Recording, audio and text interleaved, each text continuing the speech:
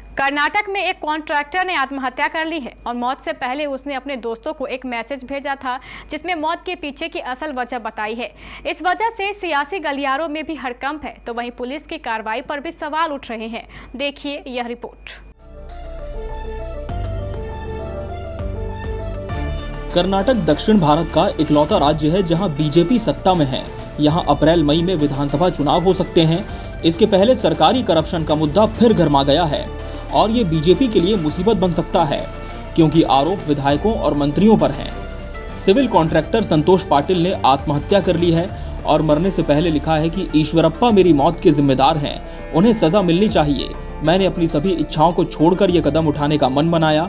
मेरी PM, CM और येदियुरप्पा से गुजारिश है कि वो मेरे परिवार का ख्याल रखें। ये व्हाट्सएप मैसेज सिविल कॉन्ट्रैक्टर संतोष पाटिल ने सुसाइड से पहले अपने दोस्तों को भेजा था।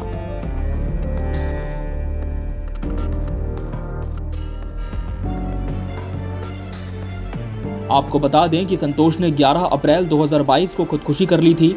इसी से पता चला कि कर्नाटक में पेमेंट से पहले बिल पास करने के लिए 40% तक रिश्वत देनी पड़ रही है। संतोष पाटिल ने सुसाइड से पहले कई बार बीजेपी के सीनियर नेता और तब के ग्रामीण विकास और पंचायत राज मंत्री रहे ईश्वरप्पा को भ्रष्ट बताया था और उनकी शिकायत प्रधानमंत्री नरेंद्र मोदी से भी की थी। बाद में ईश्वरप्पा के खिलाफ एफआईआर हुई और उन्हें इस्तीफा देना पड़ा। हालांकि पुलिस ने उन्हें क्लीन चिट दे दी।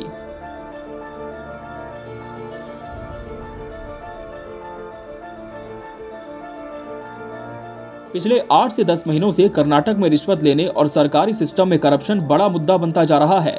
16 जनवरी को स्टेट कॉन्ट्रैक्टर्स एसोसिएशन ने प्रेस कॉन्फ्रेंस कर दावा किया था कि सरकारी प्रोजेक्ट्स के लिए अधिकारियों, मंत्रियों और विधायकों को 40% तक की रिश्वत देनी पड़ती है।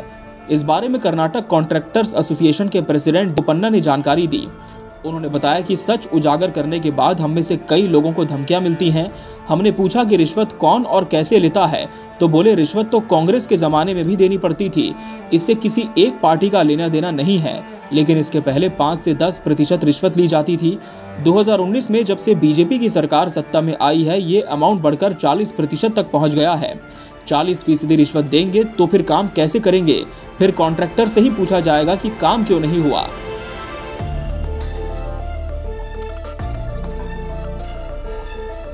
डी कोपन्ना के मुताबिक हम प्रधानमंत्री को भी लेटर लिख चुके हैं, लेकिन कुछ हुआ नहीं। हमारे साथ 1 लाख कॉन्ट्रैक्टर्स हैं। बीते 3 साल में उनके 25,000 करोड़ रुपए अटके हैं। 18 जनवरी को बड़ा प्रदर्शन करने की बात बेंगलुरु में कही जा रही है। इसी में तय किया जाएगा कि आंदोलन को कैसे आगे बढ़ाया जाएगा। कॉन्ट्रैक्टर्स एसोसिएशन के वर्किंग प्रेसिडेंट मंजुनाथ ने भी आरोप लगाया है कि उन्होंने चित्रदुर्ग से बीजेपी विधायक टिप्पा रेड्डी को 90 लाख रुपए रिश्वत दी है। मंजुनाथ ने बताया है कि हमारे इलाके में करप्शन की शुरुआत टिप्पा रेड्डी से ही हुई। उनके पास ऑडियो और व्हाट्सएप हिस्ट्री भी है। आज कर्नाटक पूरे देश में सबसे ज्यादा भ्रष्ट राज्य बन गया है। संतोष की लड़ाई बीके पाटिल लड़ रहे हैं। उनका कहना है कि पुलिस की जांच में बहुत सी खामियां हैं। एफएसएल की रिपोर्ट में जो आया है वो पुलिस ने चार्जशीट में शामिल ही नहीं किया।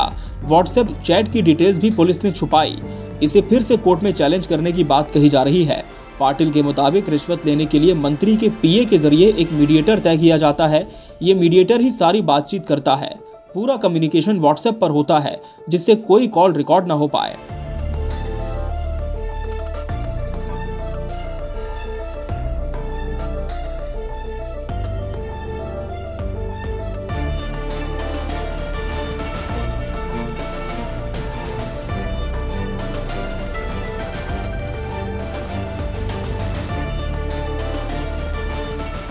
आपको बता दें कि कर्नाटक में बीते 1 साल में संतोष पाटिल समेत 3 कॉन्ट्रैक्टर सुसाइड कर चुके हैं।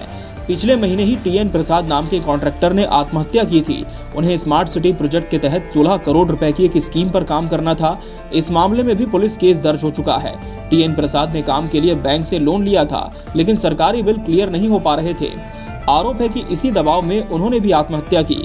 बहरहाल देखना होगा कि सरकारी तंत्र के दबाव में प्रशासनिक तंत्र का सही तरह से अपनी ड्यूटी निभा पाना ये कितना मुश्किल होता है, या फिर अन्य घोटालों की तरह ये केस भी दब जाता है।